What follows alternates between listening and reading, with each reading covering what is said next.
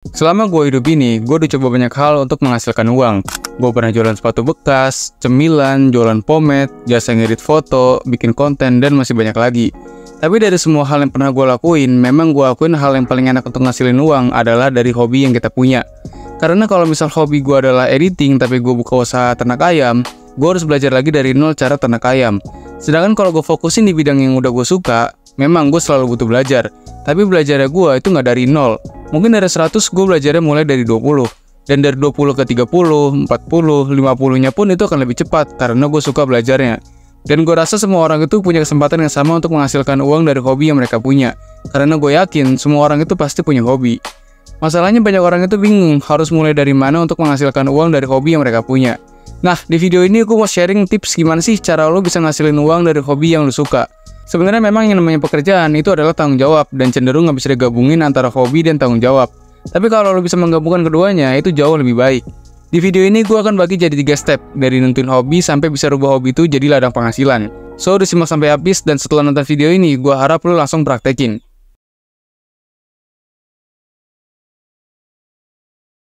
Setiap anak itu dilahirkan dengan bakat dan minatnya masing-masing. Tapi sayangnya, sistem edukasi sekolah kita justru menjauhkan kita dari bakat yang kita punya dari kecil. Misal si Budi dari kecil suka ngegambar. Tapi setelah dia masuk sekolah, dia harus mendapatkan nilai tinggi di semua mata pelajaran untuk syarat kelulusan. Sehingga Budi yang tadinya suka ngegambar, dia jadi anak yang ambisius di semua mata pelajaran dan kehilangan kendali untuk fokus di bidang yang dia suka. Makanya banyak murid di sekolah ketika ditanya hobinya apa, kebanyakan dari mereka cenderung jawabnya main bola atau main basket. Jarang yang hobinya spesifik ke bidang lain. Padahal gue yakin banget di antara banyaknya anak yang jawab hobi main bola, pasti ada anak yang potensinya itu di luar dari sepak bola. Makanya kenapa 80% mahasiswa setelah lulus mereka bekerja di luar dari jurusan atau minat mereka? Karena mereka bingung bakatnya di mana. Gue bukan mengkutuk sistem sekolah dan menyuruh lo semua untuk berhenti sekolah, tapi mengajak lo untuk berpikir di luar kotak sehingga lo bisa menemukan kembali potensi diri lo itu ada di mana. Dan inilah cara-cara yang langsung gue lakukan sendiri. Kita semua pasti sadar kalau minat kita itu berbeda-beda sesuai waktu dan lingkungan. Kalau lo lahir dari lingkungan yang kebanyakan anaknya itu pada main bola, kemungkinan hobi masa kecil lo adalah main bola. Tapi mungkin setelah beranjak dewasa, hobi lo akan berubah. Misal dari main bola tiba-tiba jadi main game gitu. Menurut gue ini hal yang wajar dialami manusia di fase pertumbuhannya. Tapi masalahnya banyak orang itu mengalami fase ini terlalu lama.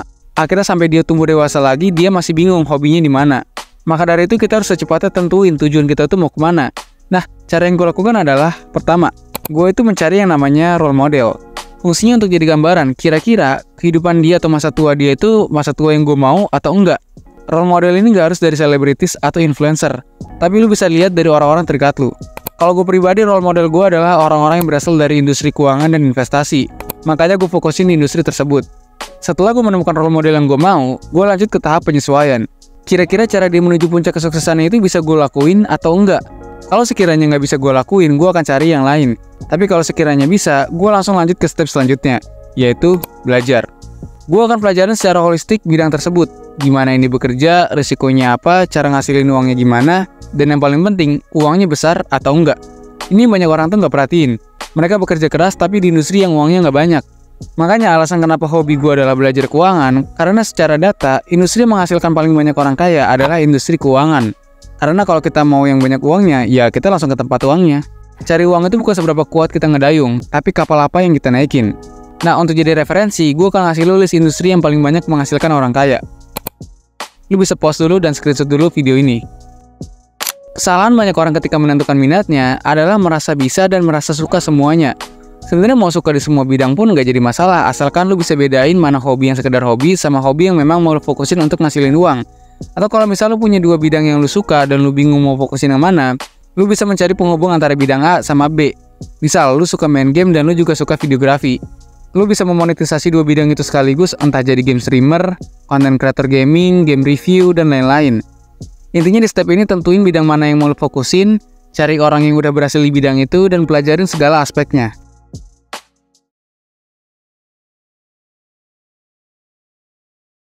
Setelah lu menemukan bidang yang mau lu fokusin, sekarang waktunya untuk pelajarin bidang itu secara luas.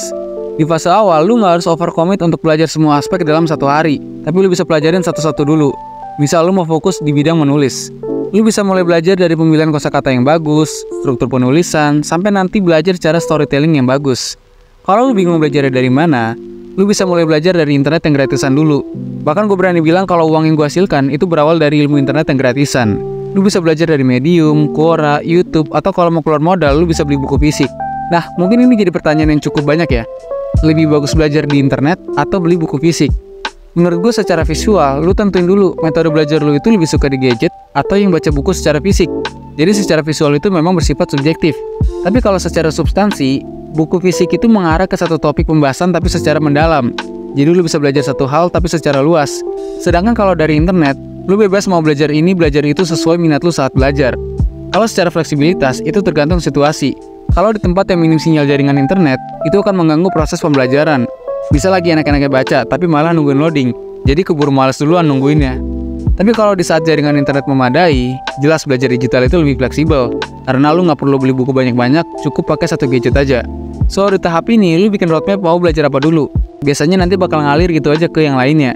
Setelah lu udah tahu bidangnya, lu udah punya ilmunya, sekarang masuk ke step yang paling banyak orang suka, yaitu monetisasi.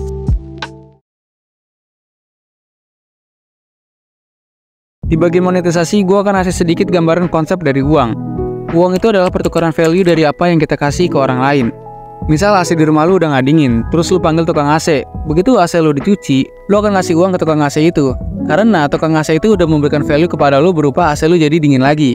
Tapi kenapa bayarannya relatif gak begitu besar? Karena yang bisa nyuci AC itu ada banyak, sehingga nilai yang ditukarkan itu nggak begitu tinggi. Nah, begitupun pekerjaan lu. Untuk memonetisasi hobi menjadi uang, lu harus melakukan yang namanya menjual value. Karena sebenarnya apapun profesi pekerjaannya, itu nggak jauh-jauh dari berjualan. Lu lamar pekerjaan di perusahaan pun lu harus menjual diri lu berupa CV. Gimana caranya CV lu jadi menarik, ya kan? Nah, untuk memonetisasi bidang yang lu suka, lu harus tahu dulu apa yang sekiranya itu berguna untuk orang lain. Karena aturan nomor 1, uang itu adalah pertukaran nilai dari apa yang kita kasih. Untuk memonetisasi hobi yang lu suka, lu harus bisa memindahkan uang orang lain masuk ke rekening pribadi lu, yaitu dengan cara memberikan value dari apa yang lu bisa.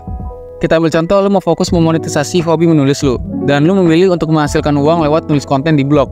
Semakin tulisan lu menarik dan banyak orang yang merasa terbantu, tulisan lu akan terus menghasilkan uang selama tulisan itu dibaca. Dan lu bisa memonetisasi hobi itu lebih dari satu cara. Lu bisa bikin buku, jadi content writing, dan hal lain yang sekiranya bisa memberikan value ke orang lain. Dan dari situlah uang berpindah ke rekening pribadi lu. Terkadang hobi yang terkesan ngabisin waktu itu nggak selamanya buruk. Karena di fase pertumbuhan, kita harus coba ini itu untuk tahu bakat kita ada di mana. Karena hobi yang selama ini sekedar meluapkan rasa bosan, justru bisa jadi kita punya potensi di bidang itu. Dan sangat sayang kalau potensi itu nggak digunain untuk jadi sebuah penghasilan. Gua harap video ini bisa memberikan referensi ke diri lu yang masih bingung bakatnya ada di mana, dan gua harap lu bisa langsung praktekin apa yang gue jelasin. So, sekian dulu pembahasan kali ini. Semoga bermanfaat. Sampai jumpa di segmen selanjutnya.